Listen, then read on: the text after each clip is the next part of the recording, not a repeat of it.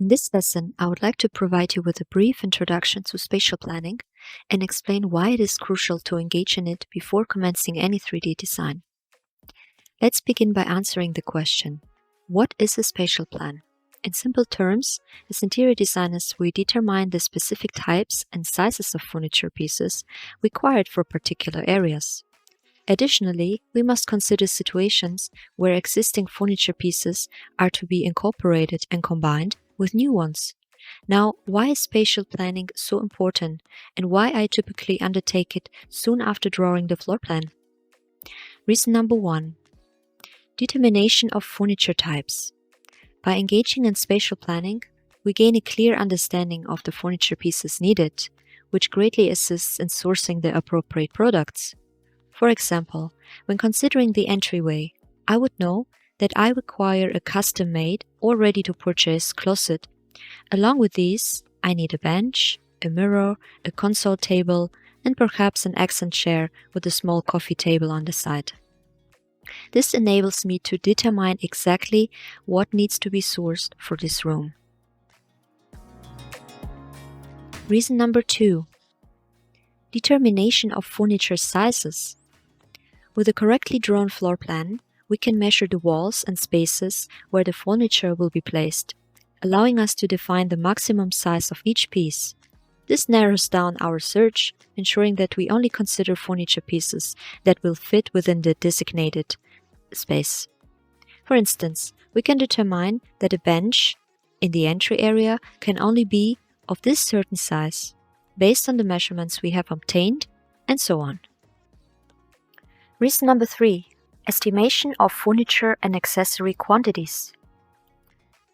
Spatial planning helps us estimate the number of furniture pieces and accessories required, providing an understanding of the time investment needed for sourcing these items for specific rooms. For instance, let's say we determine that we need approximately 10 pieces for the entryway, excluding light fixtures. Now, we can estimate how much time we need to spend sourcing all these items. The time required for sourcing each piece varies depending on the country and availability of options. You can conduct a time trial exercise by attempting to source specific styled furniture pieces and accessories for this house, noting the duration it takes to find all pieces in a suitable size, and then divide the total number of minutes by the amount of products you searched. Then you have your approximate estimate for one piece. This is just an example of how I usually provide this to my clients when it comes to estimation. So as you can see, incorporating spatial planning before diving into 3D offers significant advantages. Therefore, I highly encourage you to include this step in your process. It's important to know that you have the flexibility to decide what elements you want to showcase within your spatial plan.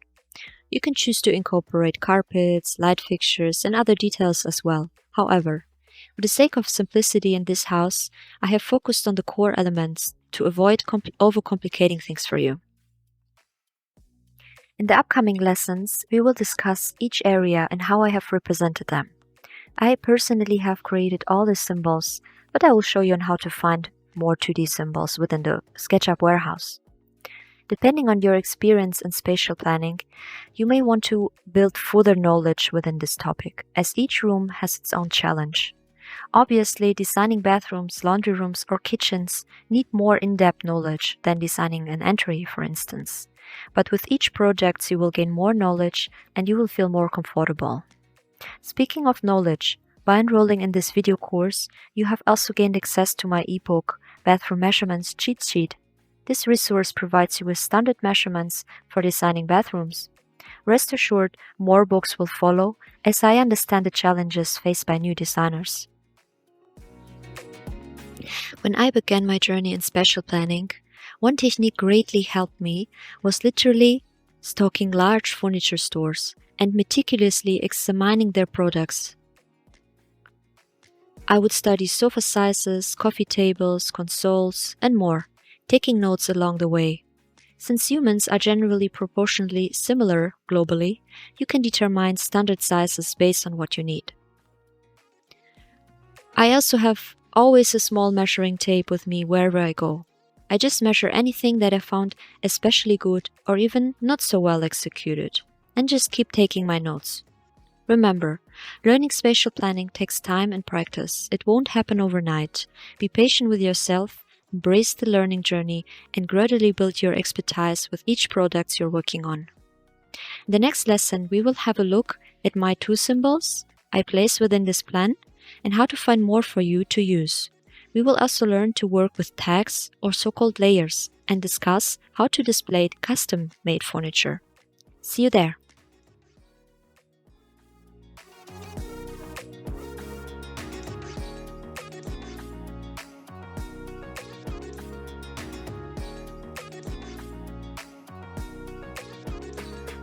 Now, if you have created the floor plan, your file should look like this.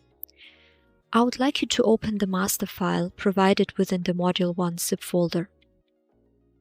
Let's begin by talking about tags, also known as layers. In older versions of SketchUp, they were referred to as layers, which actually makes more sense. However, they are now called tags. To view tags, please click on Window and select Tags. So what exactly are tags? In SketchUp, you can assign objects such as geometry, groups, or components to a specific tag. Each tag can be toggled on or off, allowing you to control the visibility of objects in your model. This feature becomes particularly useful when working on large projects with multiple areas, since it can lower your loading time when you only turn on one particular layer at a time. By assigning objects to a different tag, you can easily show or hide them, making it easier to focus on specific parts of your model or temporarily hide elements. For instance, you can assign all your furniture and accessory objects to a spatial planning tag. Then you can easily turn it off or on to show or hide these objects. In the videos, I may refer to tags as layers, so just so you know what I mean when I mention layers.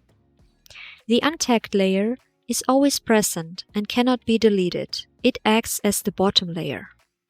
You can create new layers by clicking on the plus sign. If you have drawn your floor plan yourself, at this point you can create a new layer and name it Spatial Planning, for instance. Another useful feature is the ability to copy objects from one file to another. So let's open the master file, turn on the spatial planning layer that I have created, and you will see that I have placed all the furniture on the new tag. To copy these objects into your floor plan, you can simply select the upper part, copying it by using Command-C or Control-C, and paste it into your current file using Command or Control-V. You will notice that SketchUp recognizes the layer I created for these objects in the original file and automatically generates them in your new file. Additionally, you also have the option to paste the object in the exact spot from the original file by clicking Edit and selecting Paste and Place. This can be quite useful at times. Creating a separate layer for spatial planning can be very useful, especially if you plan to use your floor plan with layout. In SketchUp Layout, you can easily hide layers, making it convenient to display your floor plan on one page and your floor plan with spatial plan on another page. That is why I always create a layer for spatial planning objects, or even for my electrical plans. Now that we have a spatial planning tag, we can start creating our spatial plan. You can decide whether you would like to copy the symbols from my legend into the spatial plan, or be super creative and create your own design for our Eden Springs home. So what options do we have when it comes to 2D symbols? Well, the easiest way is to search for 2D symbols within the SketchUp warehouse. For that, I like to actually open a new file so I don't start importing all the layers and unnecessary materials into my own project. Now, the SketchUp warehouse can be found on the left toolbar, another window will appear. And this is the SketchUp warehouse, and it's packed with furniture, accessories, materials. They have been uploaded by people who wish to share their models. That's the only way we can all benefit from each other, by sharing our objects into this warehouse. You will learn later on how to share your own objects within the warehouse as well. You can use these objects in your projects. Just don't start sharing them yourself with others or start selling any objects.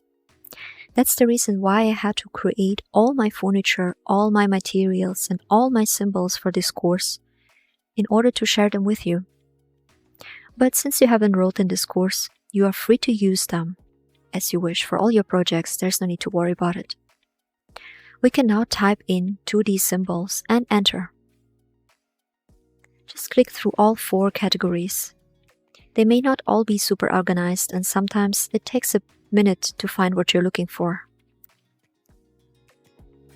Let's say I have found a collection of 2D symbols. We can download the file to our computer, open it, and copy the symbol from here.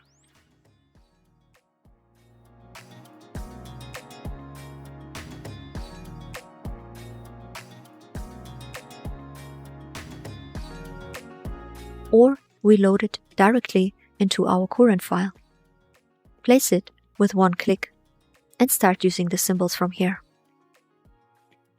Keep in mind that these objects you downloaded have been produced by different people, so the files can be messy at times, can be unscaled or just weirdly produced. Make sure to check the size of the symbol you want to use if it has the correct scale of your furniture piece. If I were to use this chair in my spatial plan, I can toggle inside the whole group, if it has any, check the measurement, and scale it in case I need to. Sometimes the object can be grouped. Sometimes they have a surface, and sometimes they simply don't. You can try to fix symbols that don't have a surface by toggling inside a group and just draw a line over the existing line using your line tool, and it will be filled. I also make sure that the symbol I'm going to copy is a group, so basically a clean symbol. I also delete all the layers in this file, so I don't start accidentally copying layers into my new file. Now that I have prepared this symbol ready to copy with Command or Ctrl+C, I can move back to my project, select my Spatial Planning tag, and paste it with Command or Ctrl+V. From here on, we can move it to wherever you want to. If you need to draw symbols or areas to display, such as custom wardrobes, kitchen, or laundry rooms, most likely you won't find those symbols in the SketchUp warehouse, as they're very specific to your project. You may want to use the line tool and the rectangle tool to display those areas. Make sure your pencil is on the correct tag before starting to draw, and always work with groups so you can move your 2D symbol freely around. It can easily happen that you start creating a symbol and forgot to be on the correct tag. In case that happens, we can start tagging our symbols. So let's talk about tagging, which basically means that we move objects' surfaces to another layer or tag. If you wish to move certain objects to another tag simply because you forgot to draw on the correct layer, or you have suddenly a weird tag in your file that you basically copied from another file, you can use the tagging tool, which is located in the right upper corner, to move your object to the correct tag. It doesn't matter where the pencil is located if you use this tool. You could leave it at the untagged layer, but what is important is to select the correct layer before assigning objects to a new tag. So if I were to select our 2D symbol that currently is on the untagged layer, while having our Spatial Planning tag selected, you will notice a violet bounding box once you start clicking with the tool onto the symbol. Everything that is within this group you click on will be moved to the layer you had selected. Be careful with the tagging tool, as you can sometimes by accident move or group objects onto other layers.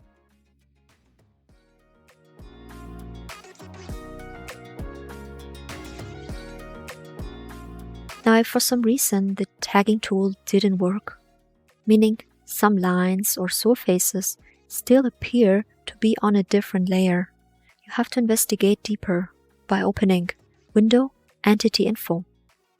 This window will showcase on which layer your group currently is on. And if you toggle deeper inside a group, it can even show you where single surfaces and edges are located. It can happen that a group is on a different layer while one of its single lines or surfaces is on a completely different tag. So whenever you encounter suddenly that a line still remains on another tag, just go deeper to investigate if this specific group has a specific line that may be still on another tag. You can just reassign it by selecting all objects within your group and using the tagging tool, or select it from the Entity Info option here.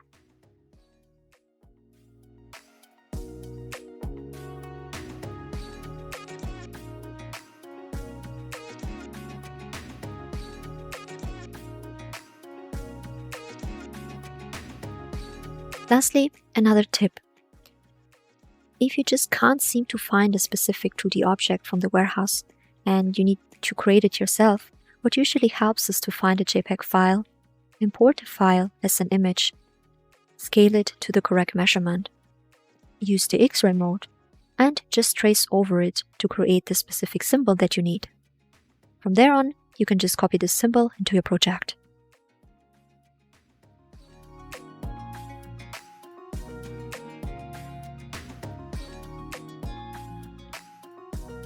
Okay guys, I would recommend you pay a visit to the SketchUp warehouse, try to find some symbols and use them for this spatial plan. You are free to use my symbols as well. And if you're up for a challenge, try to create some symbols yourself. Over the next videos, we will go room by room and see how I displayed certain areas. See you there.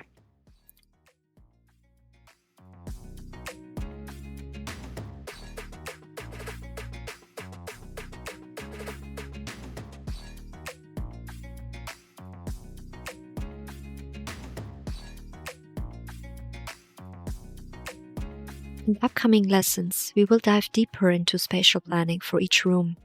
If you're already an experienced interior designer and feel confident in your ability to handle spatial planning and effectively present your spaces in SketchUp, feel free to proceed to Module 3, in case you are short on time.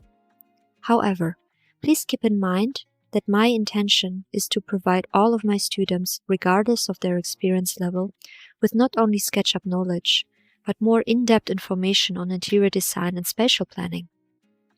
I want to help you grasp the connection between SketchUp and interior design and learn how to seamlessly integrate these two worlds. When it comes to spatial planning, creating a roadmap is essential. By this I mean generating ideas on how to design each area within a room. And the best way to spark those ideas, you guessed it, inspirational images. Start by collecting images or creating multiple Pinterest boards for each room and fill them with ideas that align with your vision for the space. At this stage, the ideas don't necessarily have to conform to the same interior style. Instead, focus on the technical aspects. For instance, you can admire the placement of a table in the middle of an entryway from one image, or appreciate the concept of a console table with two stools underneath from another image. Some areas may also be influenced by your client's specific needs and preferences. In such cases, incorporate the ideas and seek inspirational images to assist you in the design process. The objective is to create a digital map that effectively displays your idea within the spatial plan. This allows you to communicate your concept more clearly to your client. By doing so, You give your client an opportunity to provide feedback on the overall floor and design before investing too much time in the 3D visualization.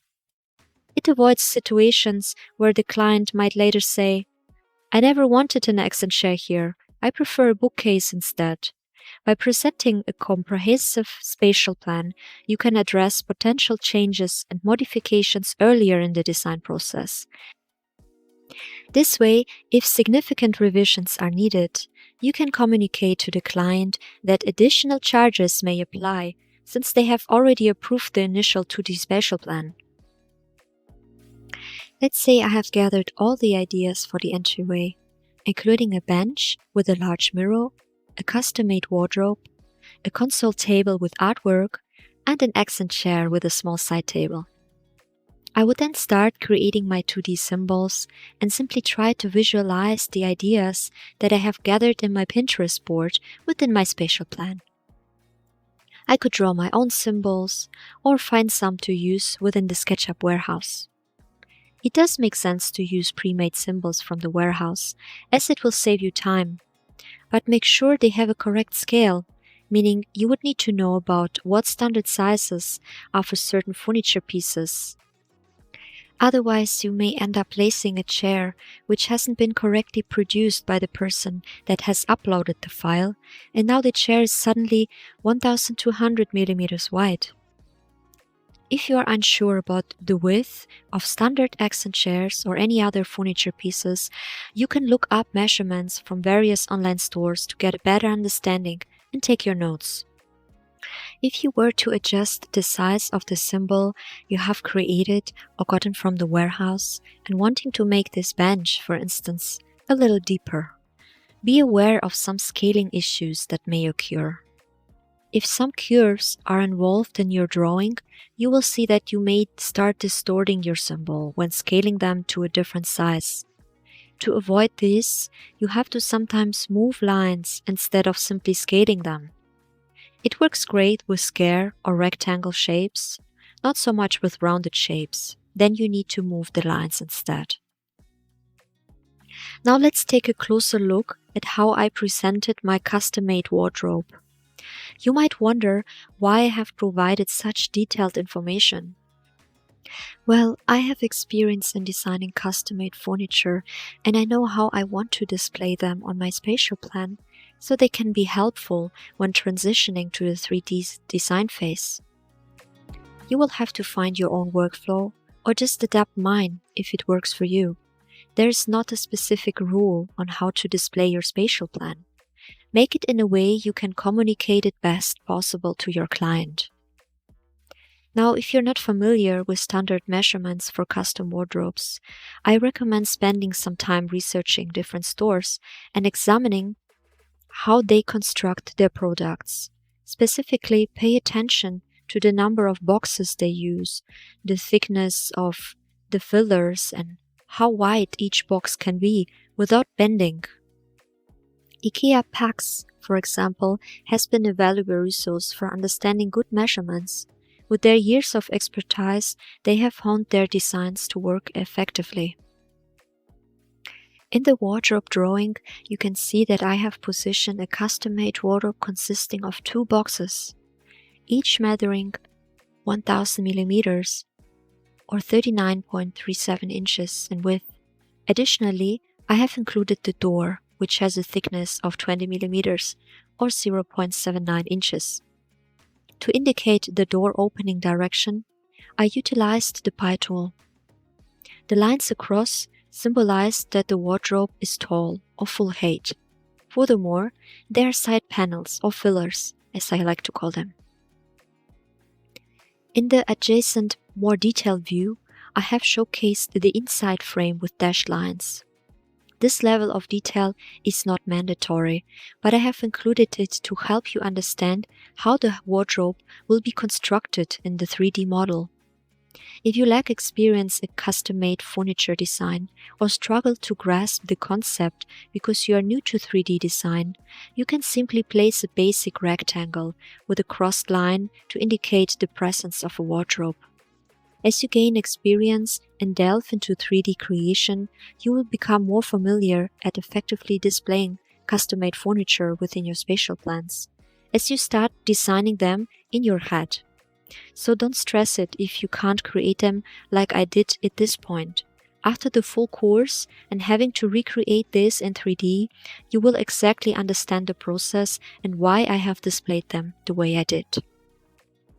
Lastly, you have the option to display artwork or mirrors by using basic rectangle shapes. If you want to take a step further, you can even indicate the placement of panels. Okay guys, let's wrap it up for now. Feel free to take notes and explore the symbols by entering the group to see how I created them. If you're up for a challenge, you can certainly recreate some or all of them, but it's not necessarily, since I have provided the master file for you to continue following along. I will see you in the next lesson.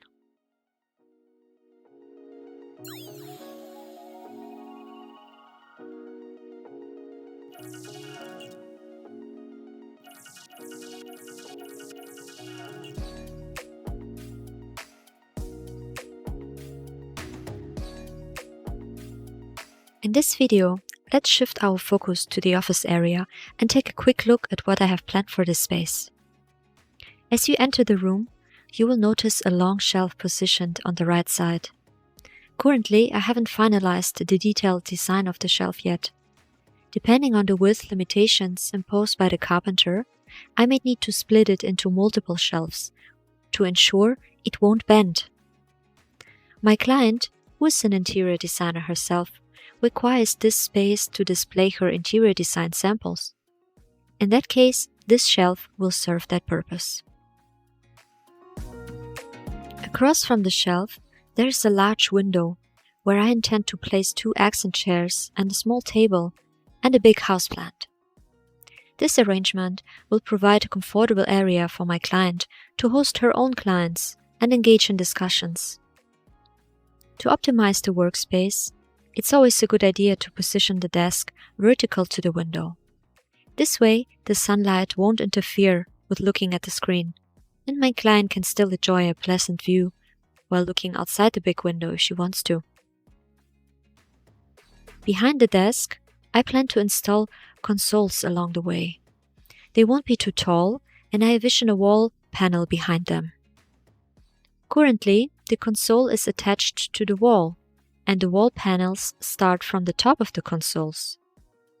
I have represented this in the detailed view to provide better clarity. That's why they are placed on top of the console. There is a filler piece that is needed to be able to open my doors more easily, followed by 2 boxes with a front, an open small box with shelves, another wider box with open shelves as well. Then we have the same setup on the other side. What is important to consider when placing furniture? I need to ensure that there's enough walking space in general and sufficient room behind the desk. It's crucial to become familiar with the amount of space required for comfortable movement within a room. Usually 750 mm to 1000 mm or 29 to 40 inches for walking distance is sufficient. Opt for more if possible. Behind the desk, leave at least 1000 mm or 40 inches of space. Now, what you can also see is that I have included some detailed view of the carpentry from the top view to provide my carpenter with a better understanding of the design. This is the reason why I create all my drawings for custom designs so detailed in my spatial plan, as I use the exact same file to create my top elevations and layout. I will obviously create more elevation views from the front and the side of the cabinetry once I have designed it in 3D. It's important to know that it's common that during the design process, you may need to adjust your spatial drawing a little bit if you notice that your design may not work as planned or your client asks you for some changes. At this stage of the design process, the primary focus is on presenting your initial ideas and getting your client excited by showcasing the overall design and flow of the space. Now let me quickly show you another way on how you could create dashed lines to showcase an inside frame, for instance. In the past video, we have divided the lines and removed the lines in between. There's another way on how you can do it. First, let's create another layer and call it dashed lines. Now I can simply create my inner frame using the offset tool and move the line here to the front since I won't have any frame in here. Then I select my 3 lines with the Shift key and use the tagging tool while having my dashed line tag active until I see the violet box appearing. I recheck if the lines have been moved to the tag, and then I simply use the dashed function within the tags and select the dashed line I would like to use. So as you can see, this is another way of how you could create dashed lines by using a separate layer. Just remember that whatever you will place on this new layer will be automatically dashed. Okay guys, let's move on to the next lesson where we will discuss the bedroom and closet area.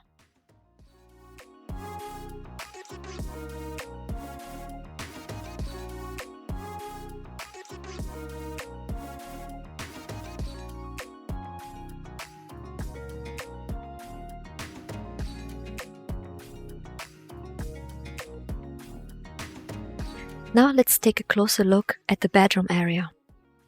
The bed typically serves as the focal point of a room. It is often placed parallel to the window, which works well in most cases. When considering the size of the bed, it's important to ensure a minimum of 750 mm or 29 inches of walking space to the left and to the right side. I have also worked with bedroom spaces where 600 mm or 24 inches of walking space was possible, but I wouldn't recommend it as it can feel quite tight. As you can see here, I have nearly twice the size of the recommended walking space. For the walkways, I suggest having a minimum of 1200 mm or 47 inches to allow 2 people to pass comfortably. In addition to the bed, you might have another desk, or a makeup table, or an accent chair with a small bookcase. In my design, I have chosen to incorporate a bench as well. While I could place it in front of my bed, I decided to utilize the space by the window for the bench. Then I might consider placing 2 artwork pieces in front of the bed, or I could also choose a big mirror instead. I'm still open to the possibility of change at this point.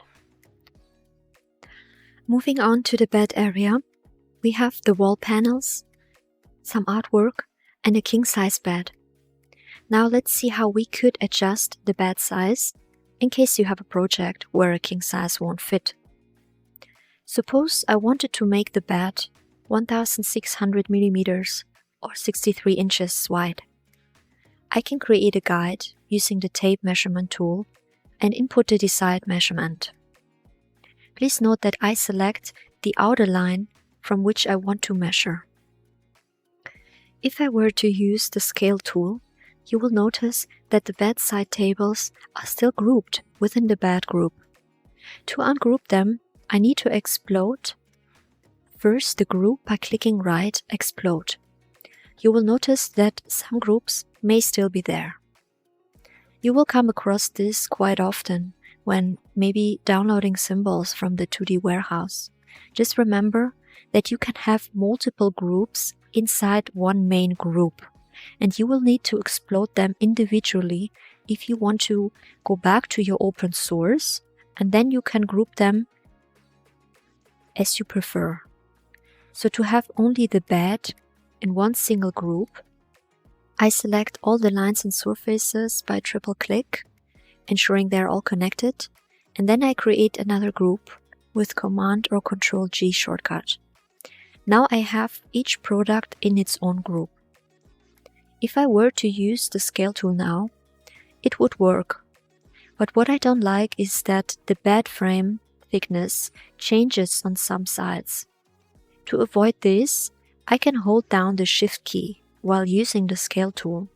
However, this will also make everything else smaller.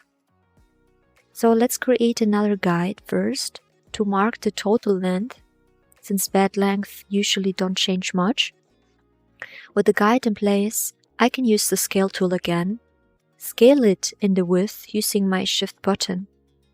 Then I go inside my group and select all vertical lines at the bottom that need to be moved, and then I move them back to its original length. Another approach is to skip using the Scale tool altogether. I could simply go inside the group, select the outside lines, and if curves are involved, I recommend selecting the line along with its corners when you want to move it.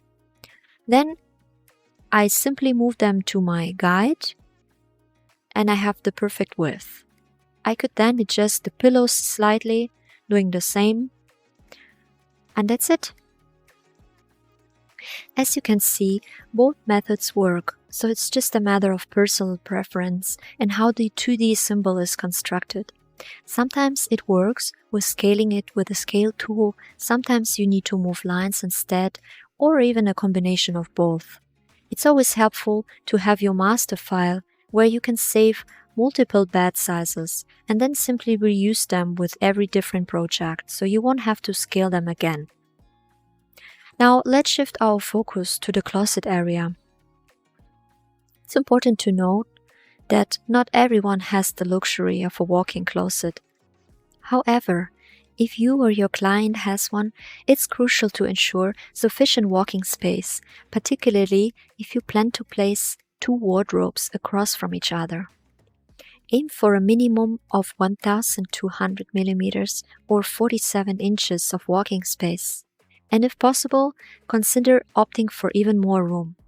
In this particular design, we have approximately 1,335 millimeters or 52.5 inches of walking space available. When determining the depth of a wardrobe, it's helpful to have a look at ready-made wardrobes available from different online stores, just to see which depth they use. Typically, a depth of 550 to 600 millimeters or 23 to 24 inches is great. When it comes to the width of each box, they can vary between 500 to 1000 millimeters, which equals 17.32 to 39.73 inches. So I have used 2 boxes with a wardrobe door, then another open box with shelves, which will be used for shoes and bags. Additionally, I have included some filler pieces on each end to be able to open the door more conveniently, especially if you plan to use handles that kind of stick out. It is necessary to incorporate filler pieces.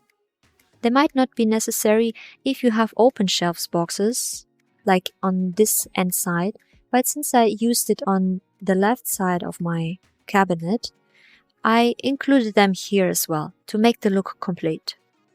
What really helped me understanding how to design custom-made furniture is by literally scanning inspirational images in a very technical way. I had a look at how they used filler pieces, how they combined boxes, if they have used kickboards. With time you will gain experience. We will definitely talk more about designing them once we start building in 3D. For the spatial planning, it's more important now that you get familiar with standard width and depth of wardrobes in general. That's all for now, guys. Feel free to recreate these symbols, but at least I would really encourage you to try to experiment with rescaling the bed, for instance, using the scaling and line adjustment method to gain a better understanding of the process. I will see you in the next lesson.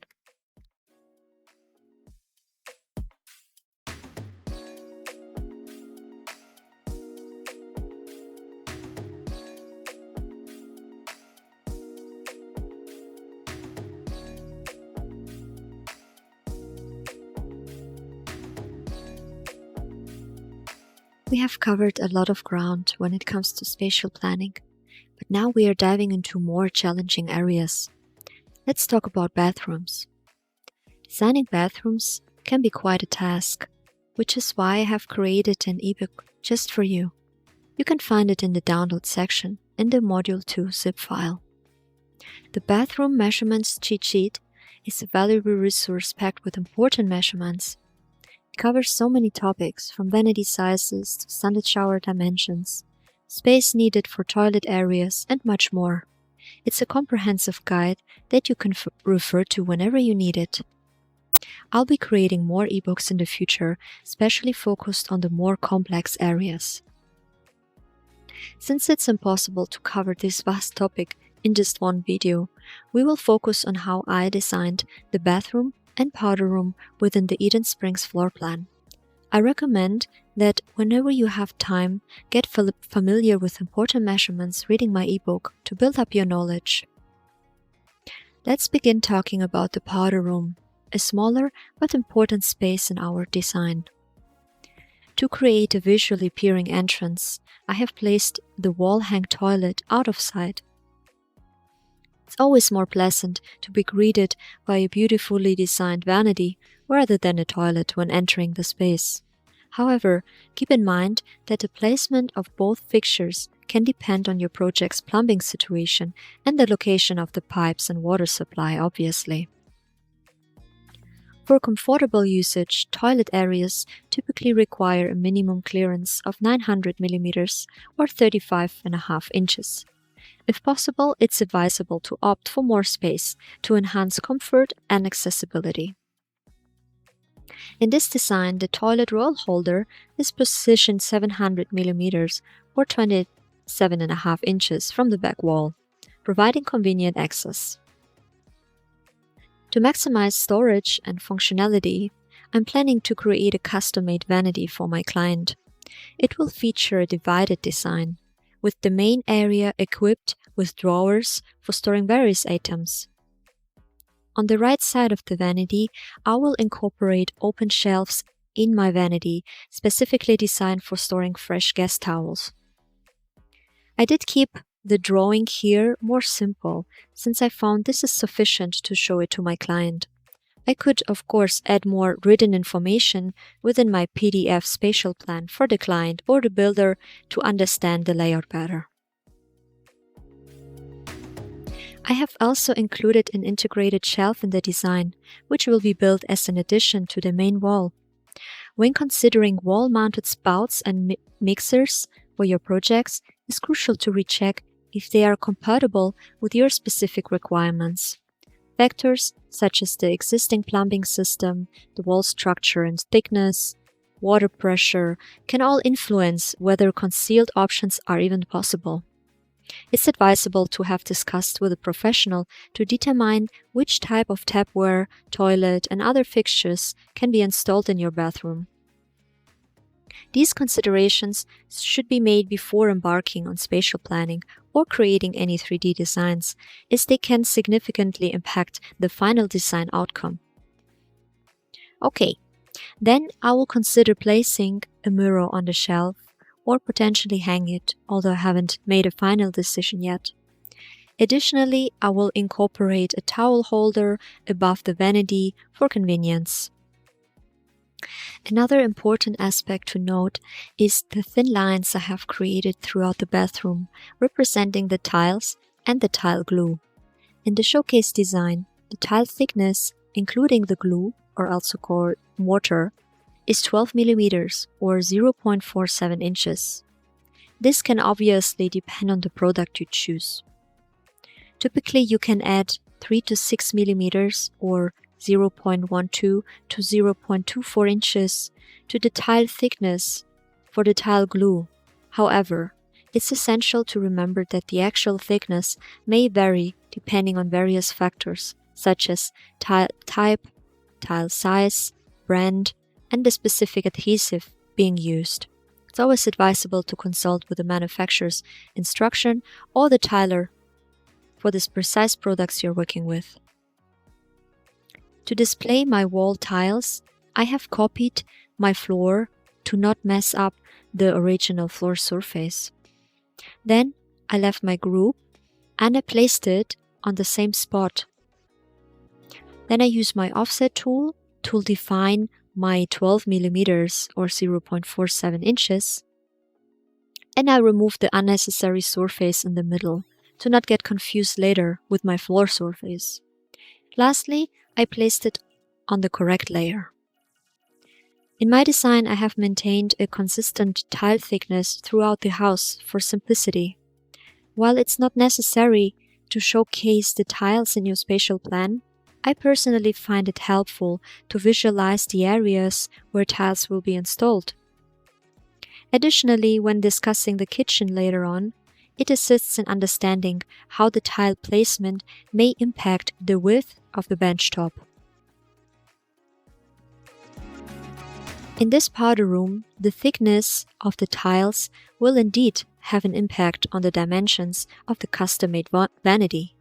Therefore, I may need to delay ordering the vanity until after the powder room has been tiled, or make sure I get decent expected information about the total installment thickness from the tiler. Being aware of the potential impact of the tile installment thickness on the design, we can ensure that the vanity and other elements are properly accommodated within the space. Now let's proceed to the bathroom area. As we enter the arched entrance, we will be greeted with a stunning long vanity and a freestanding bathtub positioned on the right side by the wick window. The vanity follows a similar layout to the powder room, but with slightly different dimensions. Adjacent to the vanity, the freestanding bathtub features concealed and wall-mounted spout and a separate mixer. Additionally, there is a hand shower with its own mixer for added convenience. The window design showcases a half-height window, where the walls are positioned below the window frame. A separate space is allocated for the toilet, providing privacy and keeping it out of direct sight. Continuing further, we have a walk-in shower with a beautiful skylight above. This inclusion enhances the ambience and creates a beautiful spa-like atmosphere. To ensure a comfortable shower experience, I have placed the mixer for the rain shower head on the left-hand side, rather than directly beneath the shower head. This allows the client to turn on the shower and wait for the water to warm up, avoiding the initial burst of cold water.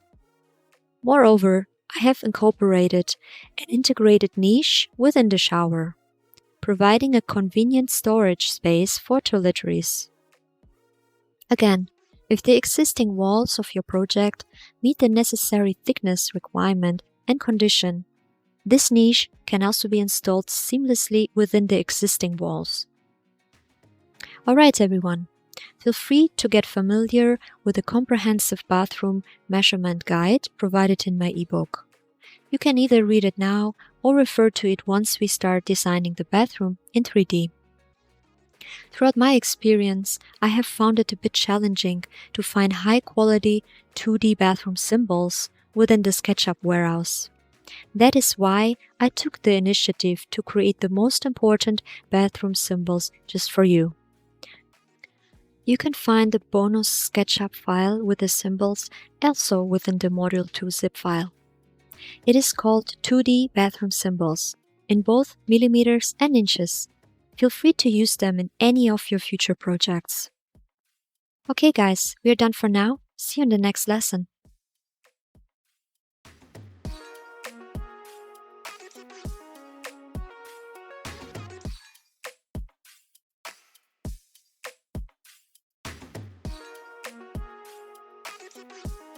In this video, we will discuss some important considerations for designing a laundry room. Firstly, it's crucial to determine the purpose of the laundry room. Will you need to incorporate additional functions such as a pantry, ironing station, mudroom, or any other feature? Secondly, it's essential to identify the position of your plumbing and electrical connections to plan the layout effectively. For instance, in this project, The water supply for the washing machine is located in this area, while the water supply and sewage for the sink are situated here. These aspects are vital to consider early on, as relocating plumbing can be costly or impractical. Additionally, my client requested an open pantry, and I found a perfect wall to separate it from the laundry area. Now I have created a U-shaped layout, combining both the laundry area and the pantry. It's important to know that you should allocate a minimum of 900 millimeters or 35.5 inches of working space between the cabinet front, the washing machine front, and the wall or any other cabinetry directly across from each other. This ensures convenient access and comfortable movement within the laundry space.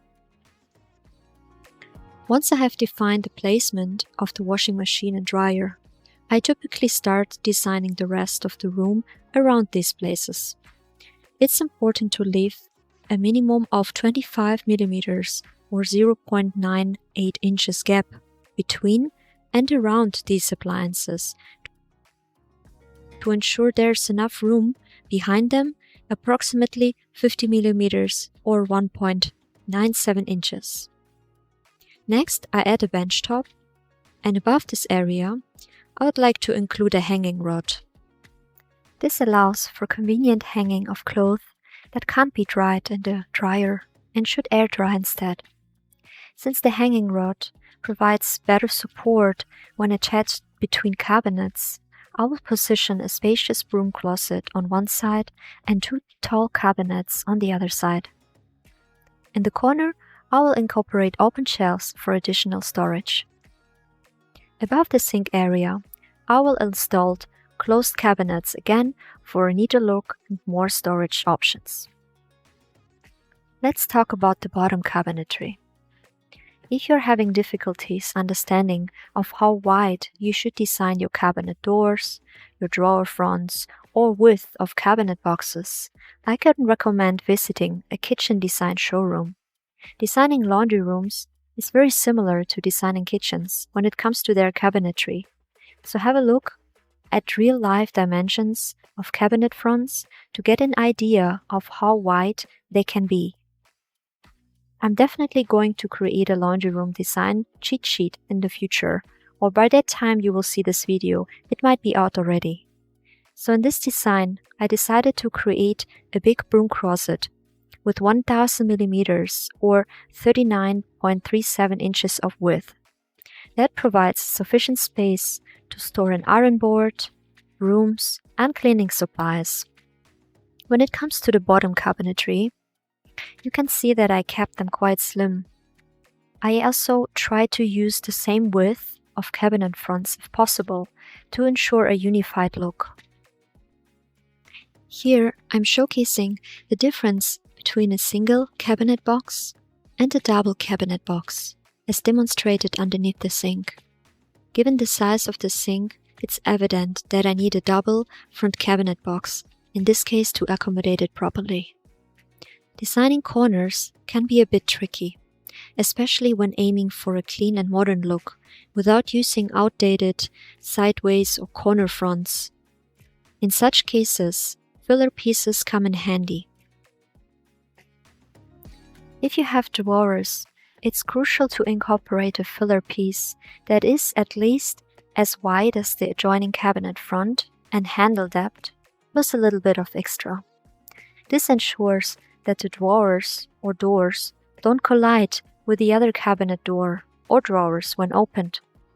In this particular design, I won't be using handles, and instead I'm going to opt for a shark edge opening, but I still need some space to open the cabinets conveniently. That is why I have included a filler piece in here. As you can see, I have used a 1000 millimeter or 39.37 inches wide box to access the corner storage by opening this cabinet front. I have employed a similar approach in the other corner, which will be combined with the cabinetry from the open pantry. If you're a beginner, this might all seem a bit confusing to follow completely, But don't worry, once we start building the design in 3D, it will all make sense and you will also understand why I have provided such detailed drawing in the first place. Having this 2D roadmap saves me time during the actual 3D modeling process. Okay everyone, the next video we will discuss the final area, the open space living dining and the kitchen, before we dive into the 3D stage. See you there!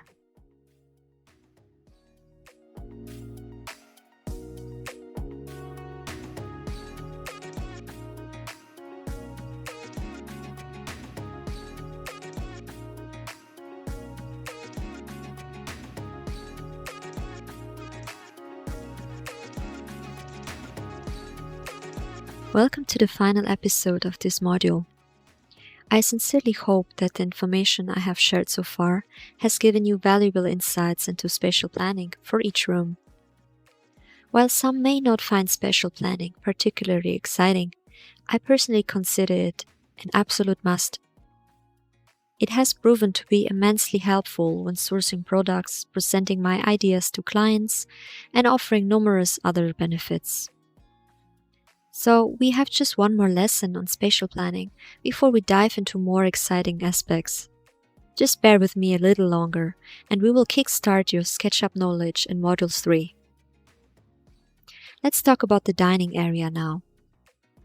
I did keep this area really basic since the table is surrounded by a big window front. I have kept about 1000 millimeters or 39.37 inches of space from the table to any wall or windows.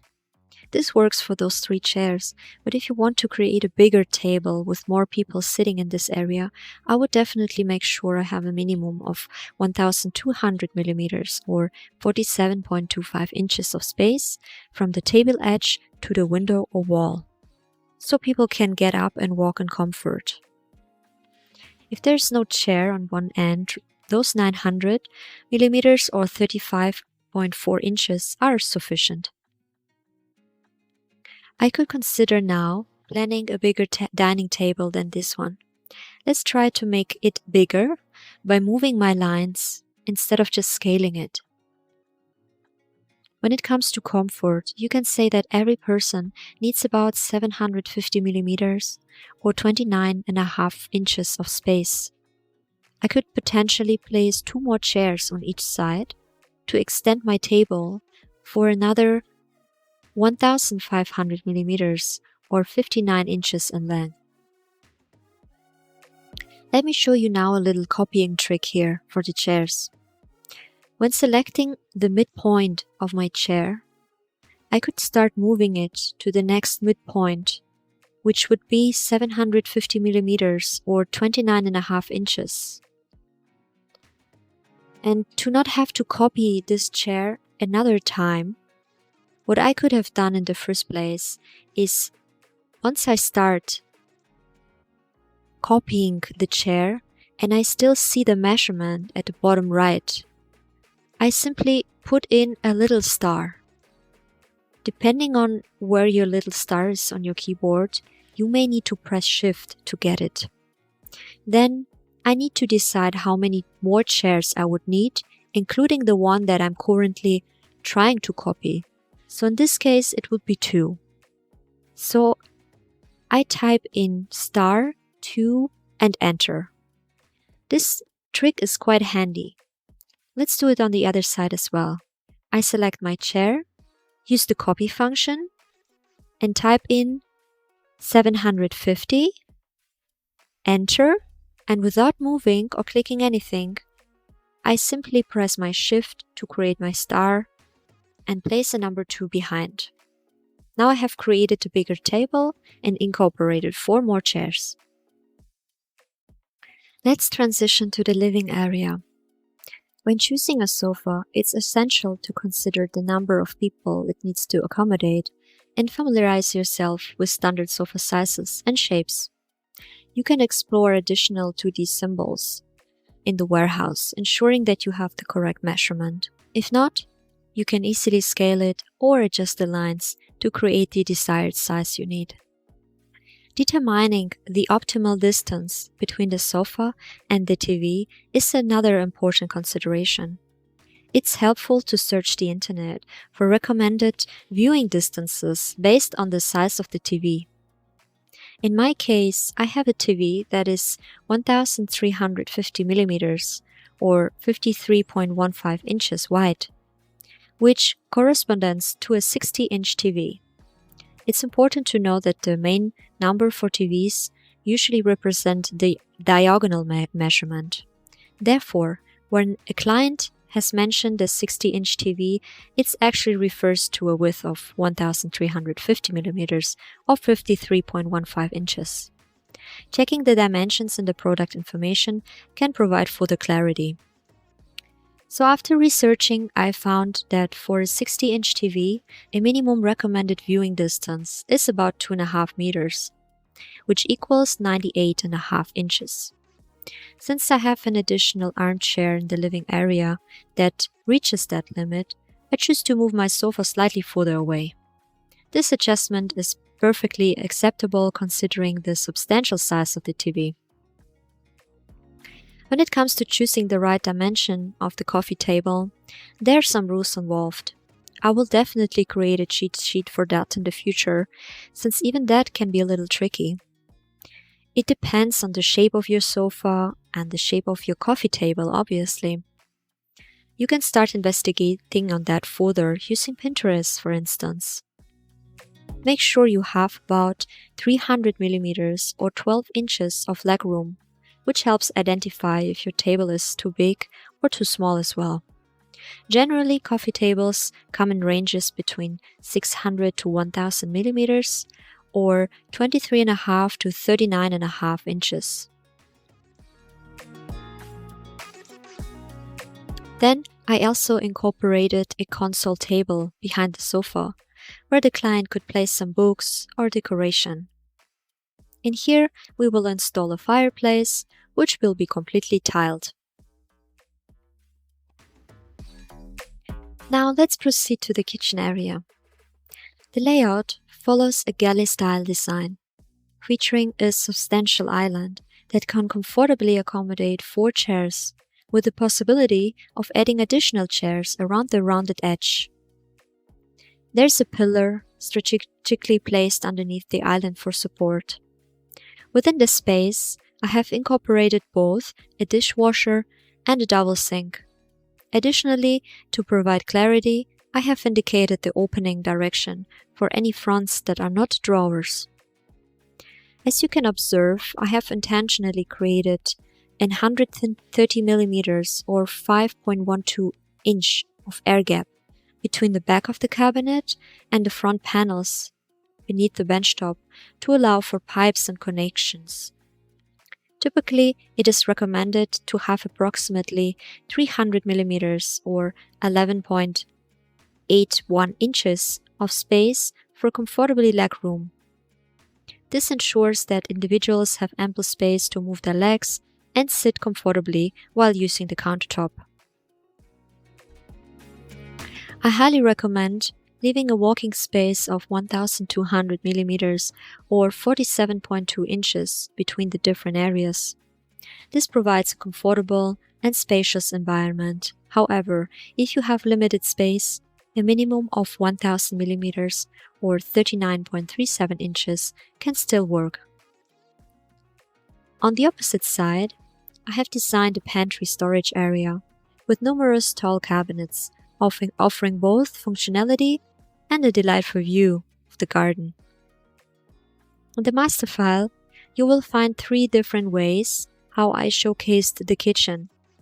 These range from a basic representation to a more detailed depiction, where you can even see the inside frames of the cabinets. The level of detail you choose to include in your spatial plan depends on the time you can dedicate to creating this and the level of precision you require. I recommend opting for a layout that allows you to at least visualize the number of cabinet boxes you will need. This will greatly assist you in designing the kitchen more effectively. Okay guys, if you're feeling up for a challenge, you can try to recreate this kitchen using only the PDF measurements provided. However, don't feel obligated to do so. You are also welcome to create your own unique kitchen design within this space if you're feeling inspired. Alternatively, you can simply continue watching the videos and follow along. Congratulations on completing this module. In the next module, we will dive into constructing walls, floors, windows, and truly begin working with the exciting realm of 3D. Looking forward and seeing you there.